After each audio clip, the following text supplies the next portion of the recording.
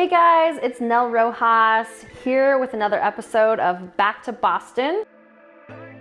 Today I'm doing a tempo run on hills to kind of mimic the gnarly profile of Boston. This is the course profile. Yeah. So we didn't really cover it thoroughly. This is the lowest point of the course. Okay. 16 miles. Yeah. Then you're right, there are 4 hills. 1, 2, 3, 4. And the last one is the Heartbreak Hill. Okay. Which is the longest and steepest of the bunch. However, that's what we have to prepare for. Yeah. This right here. Notwithstanding the first part that drops and it bottoms out right about here, and then there's a light hill there. Yeah. It's essentially flat. So we got to prepare for this series of hills between 16 and 20 miles, and then coming off the hill. So that's kind of what we're up to with these hill tempo runs, and our long runs will try and incorporate something like this as we go as well. Cool. But today, because we have this window, we have 8 weeks plus for this part of the window, and then we have a 14-week block before Boston. It doesn't have to be that hard today. Yeah. It's more like just a shakeout kind of thing. Cool. So let's say you were normally doing a tempo on a scale of 1 to 10 at 8. This would be like a 6.5. Okay.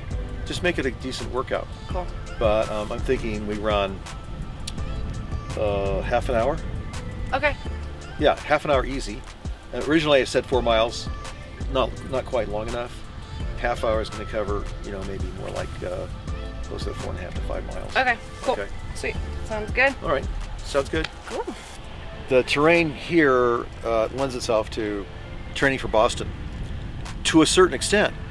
But what we have to do is eventually work in these hills, these rolling hills at the end of a long run.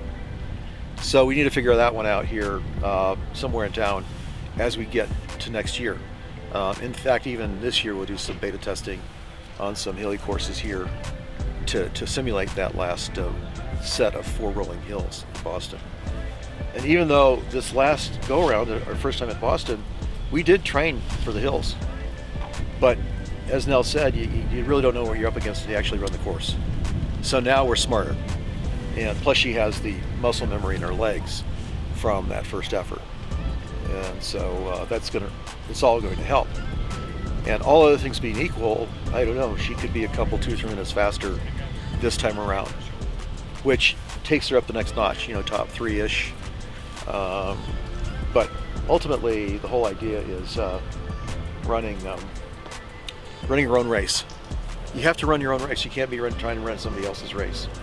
So that's kind of what we're up against here, for this next go around at Boston. So, we have some logistics to work out, but we've got plenty of time to do that right now.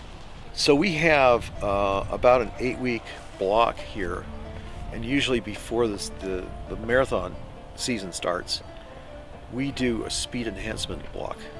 And here's the reason we do it. We have to be able to run a fast mile in order to be competitive with the Africans, because they all can throw down. I mean, they're coming from a fast mile background. So last time around, we were able to get down to about a 4:45 mile, which is pretty good at altitude.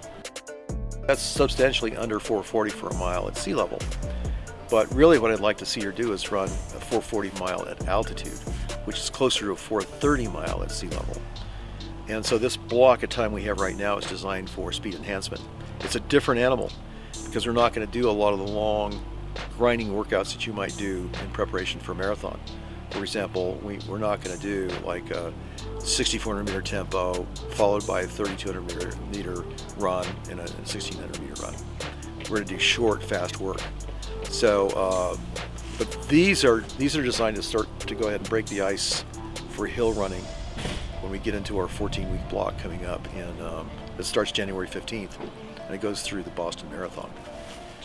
But today is a tempo run on hills. That was a lot of different things. But maybe there's just rust buster, hit some 630s in there, up those hills. Those are some crazy hills. Yeah, that's like I think exactly what I have to do is just like throughout the times, try to go, like today, I was trying not to go hard. It wasn't not hard, but throughout the times, go hard on the hills. Don't like run the mile you're in, and yeah, because it's true, like the third mile is like, oh, I don't know, I might have to take a little break, but then you just like, you know, you go through those waves, you're like, okay, I got this, you know, you do what you need to do, and I think the most important thing is that you just finish it and don't be upset about it, like, stoked on that run. So, Absolutely. yeah, that was good. That was great. I started easy, but it was downhill, so it was like 5:30, and then I tried to back off. Coming up the hill, that was like a 6:15 or something. That's fine. And then, yeah, it was tough. Just like my first tempo back, but it was fine. So that last hill came at a good time, right at the end. Yeah. No, that last hill was great. I think like Yeah. once I do a couple tempos, I think I can do this pretty strong, and this loop is like, it's perfect. Okay. It's hard. There's some downhill where you downhill. can recover, Some flat. but those hills are like pretty serious. So The idea here, I mean, that was a sustained loop. That had to be at least from the time you started going uphill to the top of the hill up here, it's like 2. a couple miles. Almost, yeah. Yeah, a couple miles. So that's good. Yeah. The Heartbreak Hill is only like 800 meters, Yeah. so we can. So find, this Gillespie starting down there up to here Yeah. is like perfect. Okay. Yep. Yeah. Okay. Sounds good. Well, So that went well. yeah. First run, and easy long run on Sunday, Cool. and finish up the week with some good mileage. Yep. But we got plenty of time here, especially this little 8-week block, to get you come around a little bit. Yeah. So And I'm like, we've been doing a lot of, like, we've like started with my quads for Boston, and so like my legs are sore. okay. They're really sore. Yeah. So that's also gonna make a huge reason difference. for that. That'll make a huge difference. Yeah. Yep. But I think like if we put that work in now, and my like tempos are slower, but like the effort's there, then we can back off a little bit once we get to the marathon cycle. Yeah. And think about this Train. is that you had your best ever marathon block before Boston. You're building on that, and we've never been in this space before at this level. So I mean, it can be nothing but upside, Yeah. for the next 5 months. Yeah. Feel healthy. So yeah, okay. Cool. So basically, this was my last week, or this was my first week back from Boston, and basically what it entailed was a lot of talking.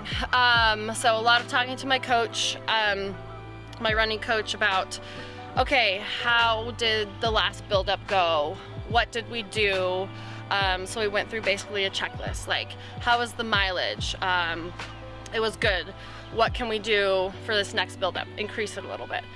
We went through basically mileage, we went through tempos, we went through intervals, and it was a long list. And then we went through like how did my performance go? Like, so how did I perform at the race? How was my race strategy? What do I need to do next time? How was my warm-up? Just how was my fueling? Everything that has to do with that actual race day performance. And so basically we took all of those things, sat down, we created like a plan for this next build up. So I have like 5.5 months right now, which is gonna go by quick. So we went through like all the races I'm gonna do, and then like we picked out courses like around Boulder that would simulate Boston pretty well, which was one of the things we talked about, like I need to do more of, really just like throw my times out the window and get like hard hilly tempo runs in. And then I talked to my strength coach. We've had like long conversations about how am I gonna get better? So how am I going to absorb the stresses that I'm putting on my body better and more? So one thing we came up with is lower leg stuff. So my lower leg mechanics are pretty awful, and I think that starts with my feet, with my bunions, my like, I've always had like plantar fasciitis, Achilles problems. I'm very healthy now, but one thing that like we're gonna strengthen, mobilize my feet so that my plyos are gonna help me more. My running's gonna help me more. So like an 8-mile jog will be more useful than like an 8-mile jog used to be, because I'm just absorbing the stresses better. So that's like little things like that. We incorporated breathing exercises into my everyday routine. So I do 30 to 45 minutes of breathing literally before every run, which is like the most boring thing ever. But like you learn to like it because it becomes like a meditation where you're just like focusing on your breath. Running wise this week I had 2 workouts. I got some turnover with some 400s earlier this week. It was actually funny. I saw Edna on the track. She was actually also doing 400s, and so like, but she was like way before me, and I was like on the tail end when she was doing her last like half or something, and I was like jogging with her a little bit while she was, you know, she was recovering from in the middle of 400s, and she's like, "What are you doing?" I'm like, "Oh, I'm doing 400s." She's like, "Oh, me too." I was like, well, I'm like, gotta start a little slower. And then so we get to like the line, and I'm like waiting for her to go, you know, because she's gonna go faster. She's like talking to her training partner, and then like they're like kind of talking like quietly, and I'm like, and then like all of a sudden they're like, "All right, bye." And I was like, "Oh, guess they called it." So I was like, I might call it too. No, but so we did some 400s. Today we did a hilly tempo, and everything was like a little bit rough, but it's in the bank, so cool with it. And then we'll move on from here. So yeah, that's about it. All right, guys, stay tuned for my next 5.5 months of episodes for my road to Boston, where I plan to podium. Next episode, I'm back in the gym with Keith working on quad strength, which was my limiting factor in Boston, and the #1 priority I have conquering the course next year.